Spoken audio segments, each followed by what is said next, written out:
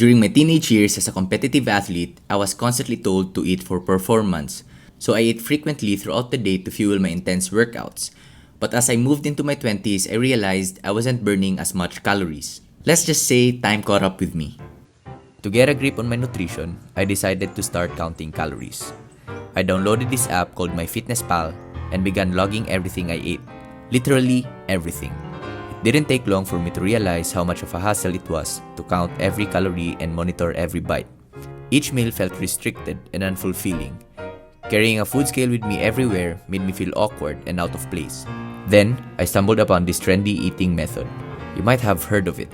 You're hearing a lot about this, intermittent fasting. Intermittent fasting. Intermittent fasting. Intermittent fasting. Intermittent fasting. Intermittent fasting. The intermittent fasting group ended up losing 10 pounds over a year. And I lost about 30 pounds in 2 months. Intermittent fasting, where you restrict your eating to certain times, has really become a pretty popular health trend in recent years. Intermittent fasting is not a diet in itself.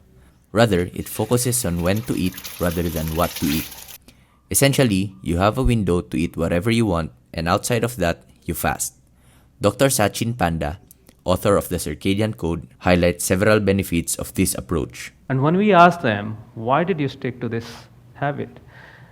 It was not the body weight loss that they were excited about. They said they could sleep better, they felt more energetic throughout the day, their joint pains reduced, so they could go for a walk or a run. If we select our 10 to 12 hours eating period and sleep well, we can reverse or cure a lot of chronic diseases that affect more than 1 billion people on this planet. When I delved into intermittent fasting, I discovered multiple methods ranging from a 12-hour fast to a full day.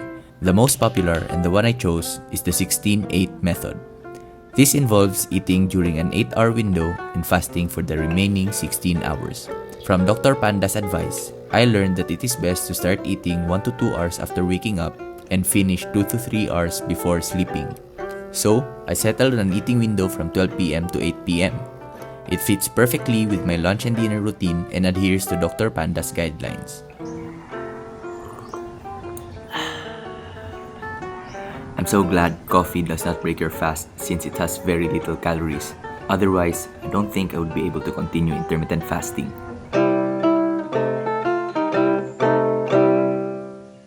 Initially, focusing and adhering to the plan was challenging. Hunger and temptation were constant battles. I had always believed that breakfast was essential. The exact same number of calories at breakfast are significantly less fattening than the same number of calories eaten at supper. During the first 2 weeks, there were days when I couldn't resist a snack during my fasting hours. Morning workouts made fasting even tougher, and I often felt weak and sluggish. This sluggishness was my body adapting to a new schedule and the lack of an immediate energy source. It made me question everything. Is it worth it? Is intermittent fasting really effective? Or is it all just hype? In a new study out, scientists discovering there may be, listen to this, 0 benefits to the popular intermittent fasting diet. When we're fasting, insulin levels go down and our fat cells can release stored energy. Now, one woman in particular says intermittent fasting seemed to work for her. Intermittent fasting does more harm than good from the current research we've got, which is why the latest clinical guidelines do not promote it. I thought it was so interesting you pointed out the increased mood effects and also a reduction in blood pressure.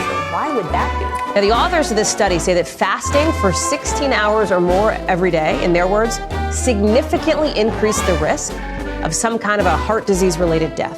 There are lots of strategies that I use with my female patients, but none more powerful than intermittent fasting. As with any diet plan or lifestyle change, there's always a debate among experts. In situations like this, you have to experience it for yourself and see what works best for you. As for me, the biggest advantage of intermittent fasting is the simplicity of time-restricted eating. I've always struggled with controlling my eating habits, making it hard to stick to any diet plan. Counting calories and other diets never worked for me because I was too stubborn to follow them. From my experience, I learned that relying on willpower alone isn't enough to stay disciplined. Intermittent fasting helped by removing an entire meal and narrowing my eating window. Every meal felt more satisfying because I could eat in larger volumes without worrying about a diet plan. Plus, skipping breakfast meant I could start my day with a productive morning routine. I also began noticing changes in my body composition. While I didn't have access to a DEXA scan and measured my body fat when I started intermittent fasting, I could definitely see a change in body composition when I look at myself in the mirror. Of course, I cannot attribute this solely to intermittent fasting since I've also increased my training volume and avoided packaged foods. Weight loss was significant.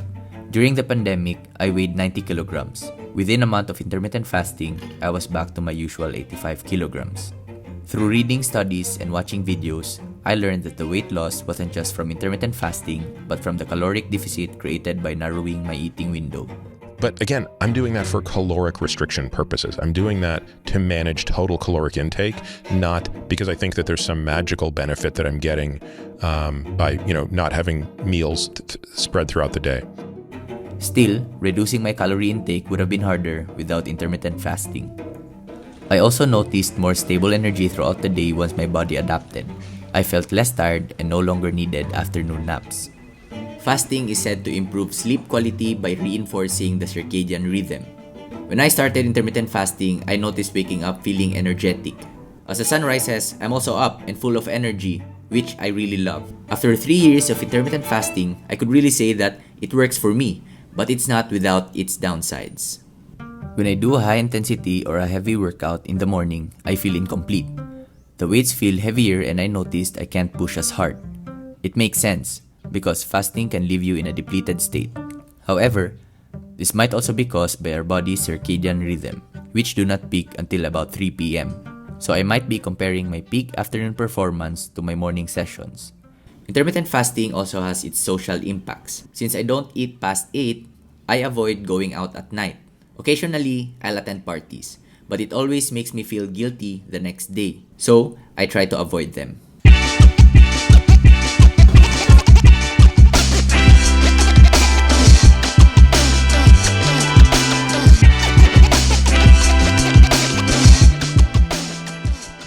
Intermittent fasting for the past 3 years has made me realize just how habitual our eating habits are. We put food in our mouths not because we're hungry, but because we're bored. This puts our bodies constantly at work trying to digest food we don't need. Intermittent fasting has taught me discipline and mindfulness in eating. By sticking to a strict eating window, I've eliminated unnecessary calories from my unhealthy snacks. This discipline has extended to other areas of my diet. With the restraint I've practiced, it's much easier to avoid packaged and sugary foods that contribute to poor health. I focus on real, homemade foods whenever possible, steering clear of processed junk.